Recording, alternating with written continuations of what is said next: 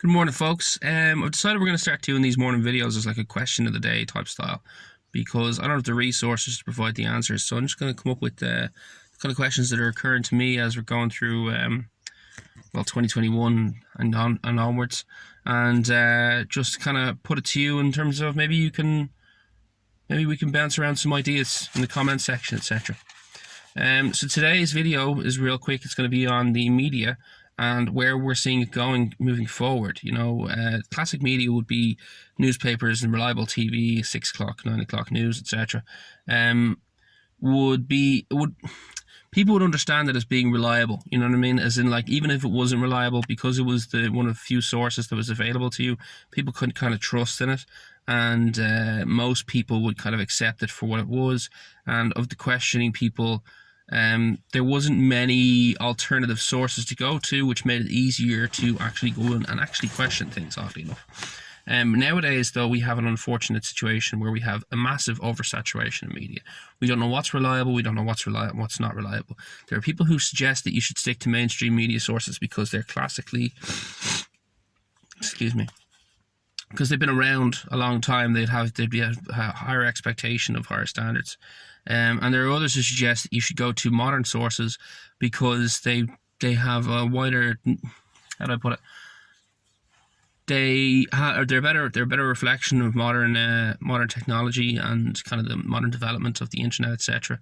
So they have more resources available to them, and they are actually bringing forward to the table ideas, questions, issues that would not have traditionally gotten as much media attention. And I think there's an element of truth in both, I guess, because you have traditional journalists, etc., who are still working with the Irish Times, who still write good articles, and you have a lot of online outlets that do bring attention to issues that you would have never had any notice for at all before. So the question really is, though, how do we determine where we're going to go with the media? Because what can we even determine is acceptable behavior? Like, we are now in a 24-hour news cycle, as America has been in for a while. It is now a global issue, where there is literally a news article for every single minute of every single day. I was doing a bit of research on internet traffic the other day, and I discovered that there was about, at the time that I was online, there was a live feed, and there was half as many websites online as there were people. So just like, there's a website for every 2 people basically that was online. That was the amazing thing. And a lot of these websites I didn't get the statistics on it, but a lot of these websites, if you go around, there's a lot of media websites. Like, as in, there's a lot of Americans, a lot of British, a lot of continental European websites, and wider again. And the question really is, how do we learn to trust in who and how? Sorry. Who do we learn to trust in and how? Excuse me, I'm trying to go too fast. So you really want to think about, like, how are we checking sources? I mean, normal people do not have the time it takes to check sources, to go through articles and say, well, this person makes a decent point based on this source, but this source is unreliable, which kind of undermines the entire article. Most people don't have the time to do that, and it's such a tedious task that it really is a career in and of itself. But then you have the idea of fact checkers, where you are trusting implicitly in these people to come along and say, well, this is true and this isn't. That's that's very Ministry of Truth-ish from, like, Orwell's book. So it's a bit of a dicey territory as well.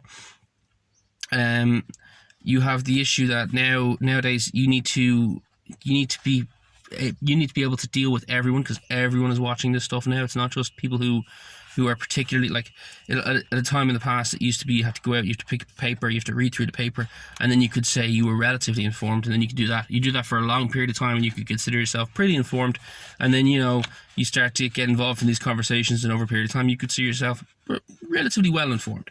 And but that was a long process. Now it is just, you have everything streamed to your phone constantly, and you're constantly being blown up with new articles, etc.